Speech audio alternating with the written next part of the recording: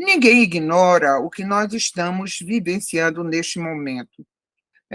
A liberdade de expressão está absolutamente restritiva, porque não se está mais questionando o que se diz, mas está se questionando o pensamento de quem está dizendo.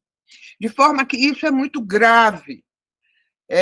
Nos países democráticos, isso não existe.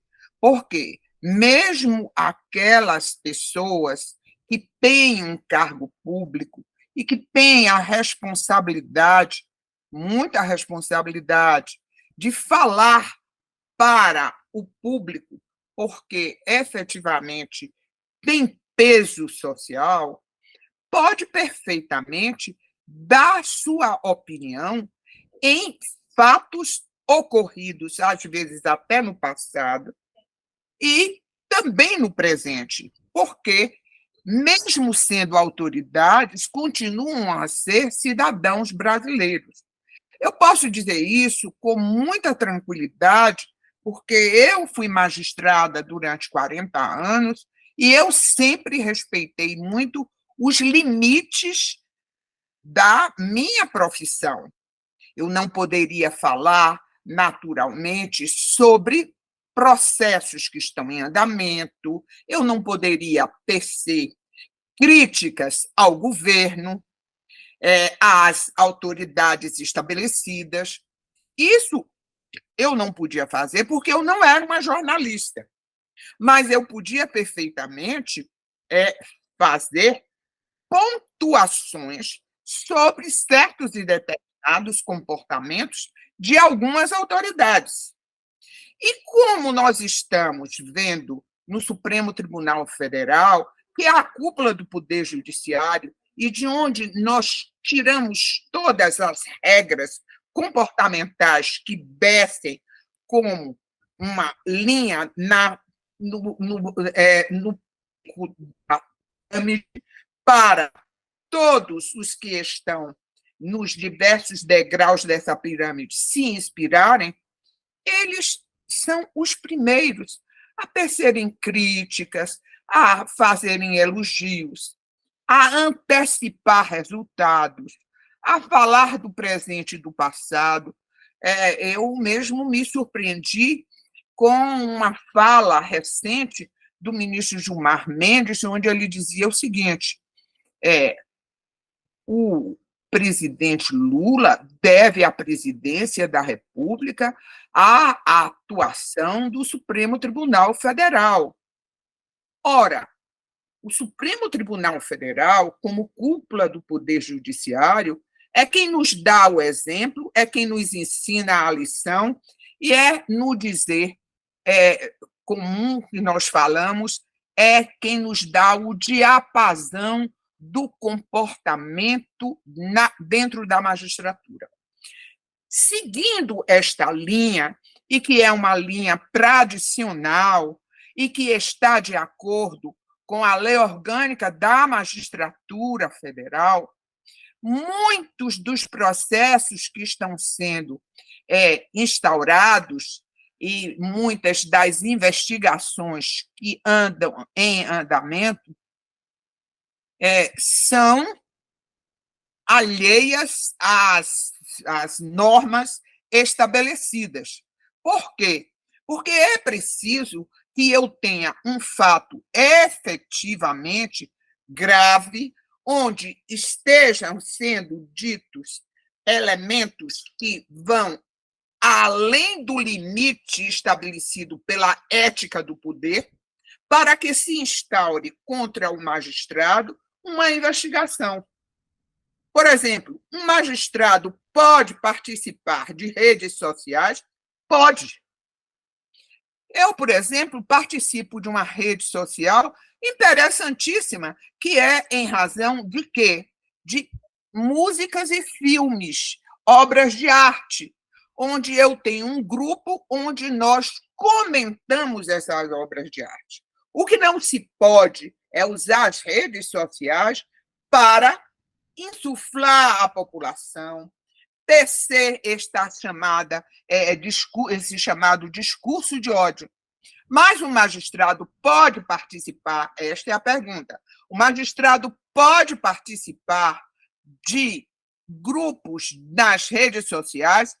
Pode, mas, logicamente, é necessário que se demonstre, através da investigação, se ele extrapolou na sua fala, na sua manifestação, aqueles limites estabelecidos, muito bem estabelecidos, inclusive, pela lei orgânica da magistratura, porque, mais do que qualquer outro poder, o poder judiciário sempre teve limites, e limites em uma lei complementar. Então, o que eu posso dizer, e estranho muito, são muitos dos procedimentos que hoje estão em andamento, e muitos magistrados, inclusive, afastados do cargo, porque manifestaram opiniões que são absolutamente pessoais, que nada tem de política partidária, porque a política, o magistrado é um político. O magistrado exerce um poder. E o poder dele é um poder político porque emana do Estado. O que ele não pode é fazer apologia à política, partidária. Isso ele não pode. Nem tecer, vamos dizer assim, regras de não aceitação a procedimentos de autoridades estabelecidas. Isso ele não pode. Né? Mas o que eu estou vendo é a falta de limite, não apenas da magistratura, que um ou outro caso, efetivamente, extrapola. Mas eu estou entendendo que a censura que se está estabelecendo em torno da atividade do juiz tem feito com que ele seja um cidadão menor. O juiz hoje é um cidadão menor, porque ele não tem a capacidade, porque estão estrangulando o direito dele ser cidadão brasileiro e usar da palavra como cidadão brasileiro. Conheço, inclusive, alguns casos, eu conheço de perto alguns casos, que efetivamente eles consideram que o magistrado se contamina só pelo fato de, na rede social, alguém que esteja na mira de outras investigações esteja próximo a este que está sendo investigado. Ou seja, o magistrado não pode sequer trocar, vamos dizer, conversações com pessoas que estão sendo investigadas pelo inquérito do fim do mundo, ou seja, o inquérito das fake news. Muitas vezes, nem o magistrado tem conhecimento de que aquela pessoa com que ele está lidando em um grupo de WhatsApp tem esta contaminação com aquele inquérito do final do mundo. E, por isso mesmo, ele está sendo investigado.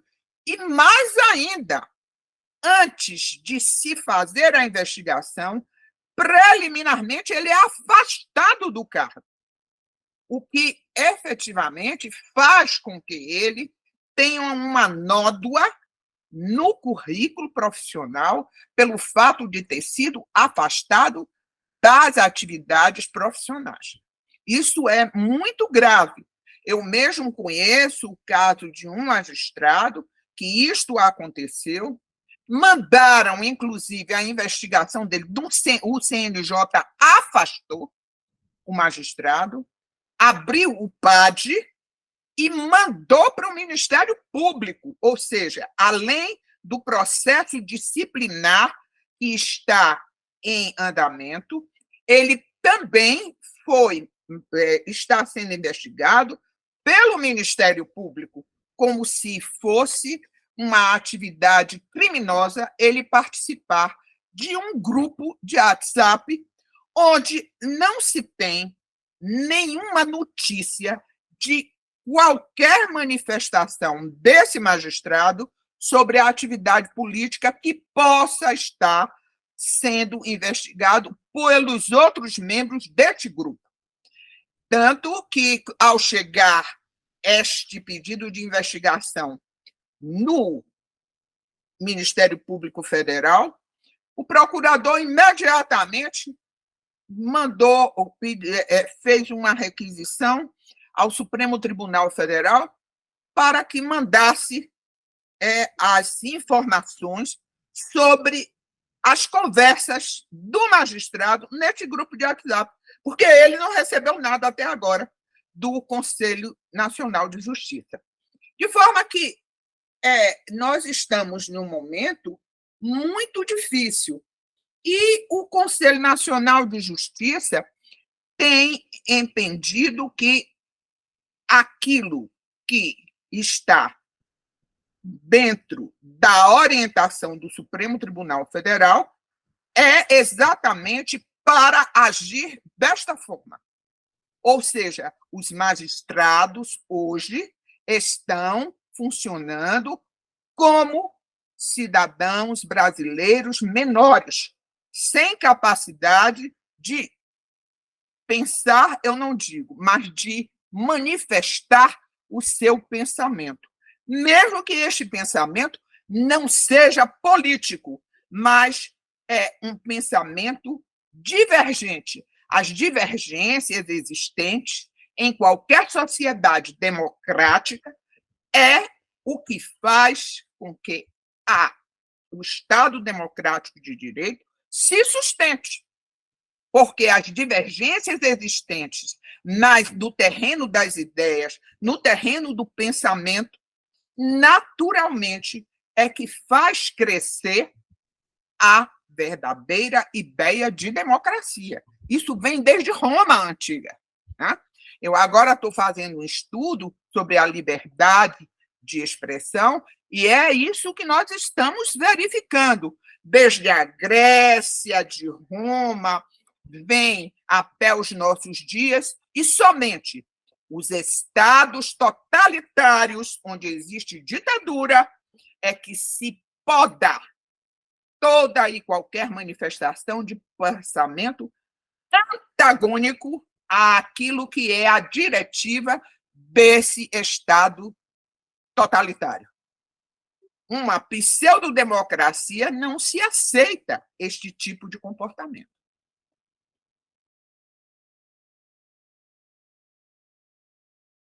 Eu sou uma crítica ferrenha ao Poder Judiciário. Aliás, eu sempre achei que eu jamais chegaria a um tribunal superior diante dos meus posicionamentos, onde eu criticava. O que eu criticava do Poder Judiciário? Aquilo que estava contrário ao estabelecido na Lei Orgânica da Magistratura.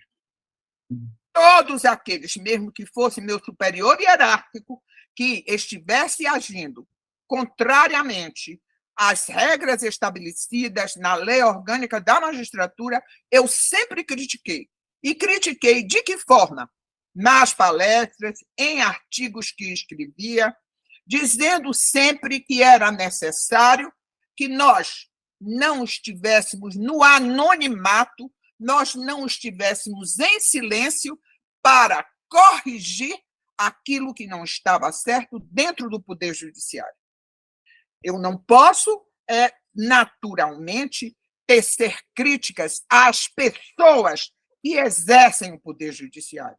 Nominar ministro, nominar desembargador, nominar magistrados, dizendo da sua vida pessoal, falando coisas que eu não tenho certeza absoluta, mas um comportamento institucional equivocado, errado e que fere as normas estabelecidas na LOMAN, naturalmente que o magistrado pode e até deve falar em um regime que seja democrático, não no momento, porque no momento todos estão silenciosos e calados,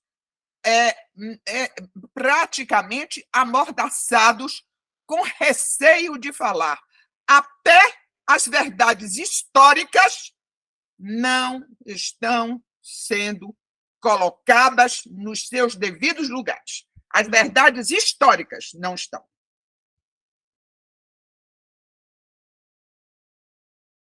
O propósito original do CNJ está estabelecido na lei, ele não pode perder. Quem perde isto são aqueles que representam hoje o CNJ. E, naturalmente, que os conselheiros e o próprio corregedor que está no exercício está seguindo a linha diretiva dada pelo Supremo Tribunal Federal.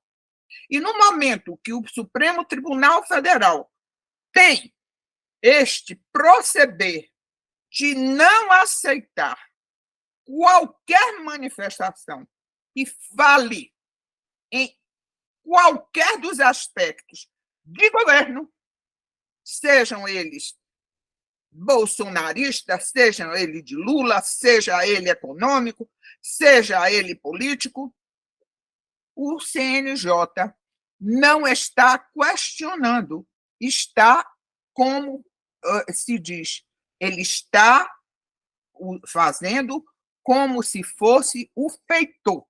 Ele está cumprindo ordens, mesmo que essas ordens sejam, vamos dizer assim, não sejam expressas, mas subliminarmente o Conselho Nacional de Justiça tornou-se um feitor do Supremo Tribunal Federal.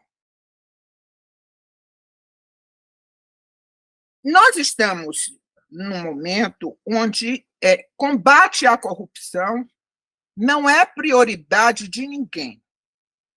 Aliás, eu achei muito significativo, porque hoje eu acabo de ver na mídia de rede social que o Departamento de Combate à Corrupção da CGU foi extinta por determinação do presidente da República. Ou seja, um órgão que eu trabalhei como corregedora muito com a CGU, neste órgão, este Departamento de Combate à Corrupção, ele foi extinto. De forma que a prioridade hoje não é absolutamente de combate à corrupção, nem do governo, nem do poder judiciário. Tanto que hoje os processos que têm andamento rápido, célere, no Conselho Nacional de Justiça, todo ele voltado para comportamento, vamos dizer assim, ideológico da magistratura, e não o problema de corrupção dentro do Poder Judiciário. Isto não é prioridade.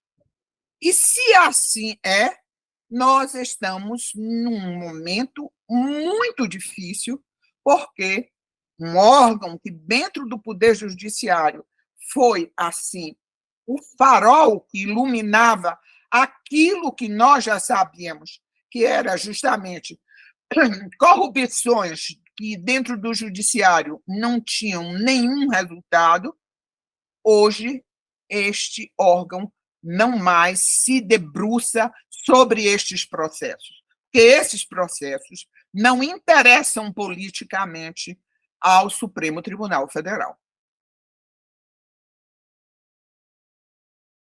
O Supremo Tribunal Federal é a cúpula do Poder Judiciário. Se ele fosse uma corte constitucional, não seria a cúpula do Poder Judiciário. Mas todas as convergências e divergências do Poder Judiciário passam pelo Supremo Tribunal Federal.